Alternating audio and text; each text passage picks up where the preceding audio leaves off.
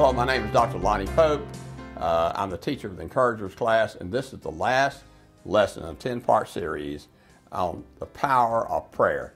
And it's been an exciting time for me, and I've learned a lot myself. Well, let me tell you a letter I got from someone about what's happened to them in going over this power of prayer. Dear Lonnie, thanks so much for the study on prayer. My son and I both have enjoyed learning to pray more effectively and have seen a change in our lives and the lives of others. Well, you know what? That's exactly what we want. We want to see lives change. We want to encourage people. And I hope and pray that this series of lessons have encouraged you. The next series of lessons is going to be on prayer. There's going to be 5 lessons on prayer. On salvation. This is prayer, and the next one's on salvation. The title of this lesson is Awesome Power of Prayer. It's based on Genesis 32, 24 through 29, and the key verse is 26. Verse 26 says, "And he said, 'Let me go, for the day breaks.' But he said, 'I will not let you go until you bless me.'" Now, here we have a situation where Jacob is praying desperately to God, and he will not stop praying until God blesses him. Well, you know what? That's the way we need to be. We need to just absolutely pray, pray, pray, because we've learned in this series of lessons that there's power in prayer. And speaking of power, there's a lot of power in the world.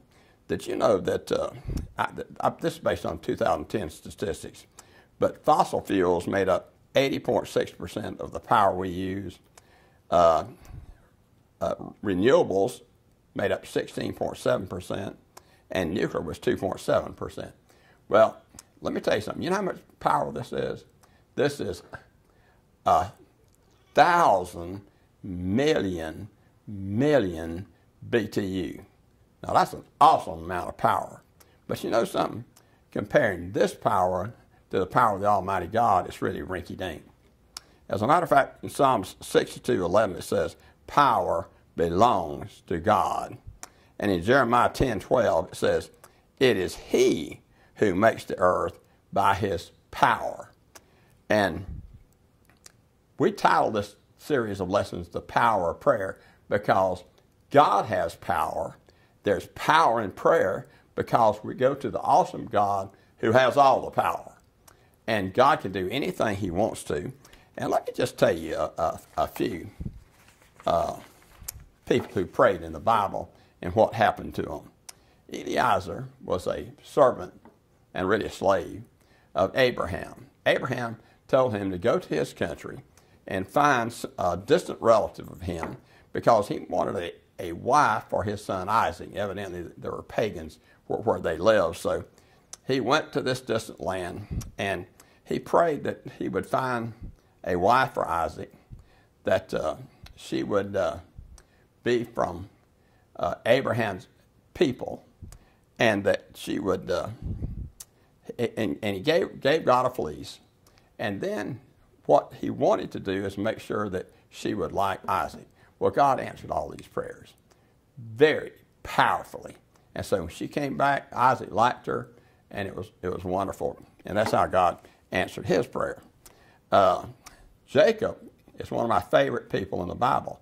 Now, all he asked God to do was to bless him, and because his brother was coming to kill him. And I'm going to cover that in the lesson today, so I'm not going to get into very much. But God answered his prayer in a mighty way. He totally transformed Jacob.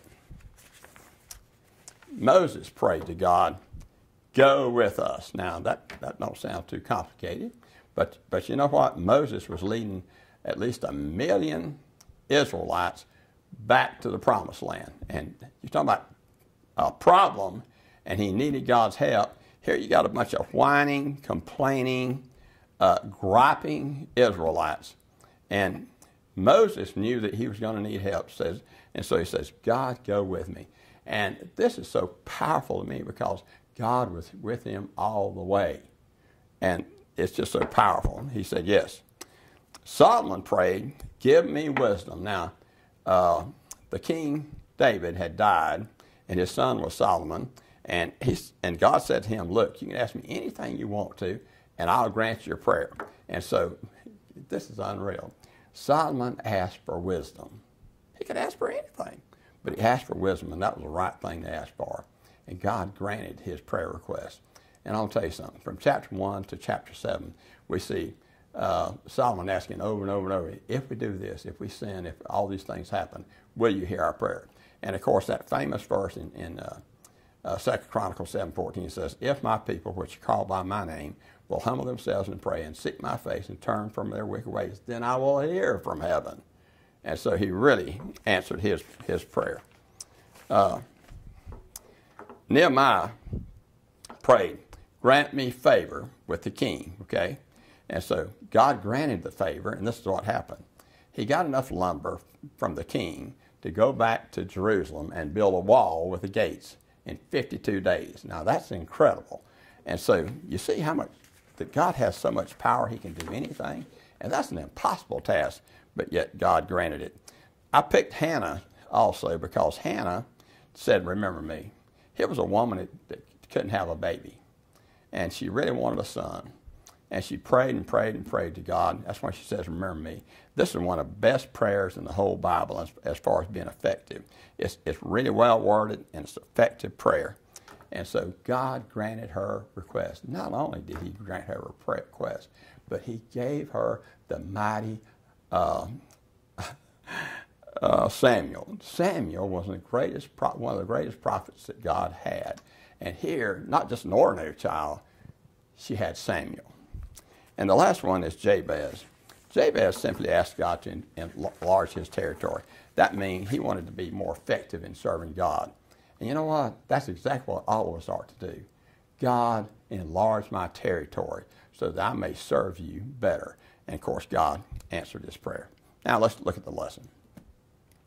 The awesome power of prayer based on Genesis 32, 24 through 29. The first part of this lesson is Jacob's serious problem. And this was his problem. I'll just recap it. Jacob had had bought the birthright from Esau for a bowl of stew. Now, if he'd have been really a man of God, he would have given him the stew. But instead of that, he got his birthright. And what that means is that he got a double inheritance. And then Jacob was a schemer and all this kind of stuff. And so he got the father to give him the blessing. Now, the blessing meant that as much as you could give me, blessing. And so he really stole that blessing from him.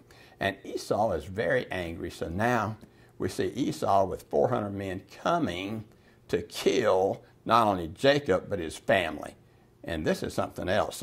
So Jacob is serious about his praying. Jacob's prayer request, bless me, in Genesis 32, 24 through 29. In verse 26 that I just read, he says, bless me.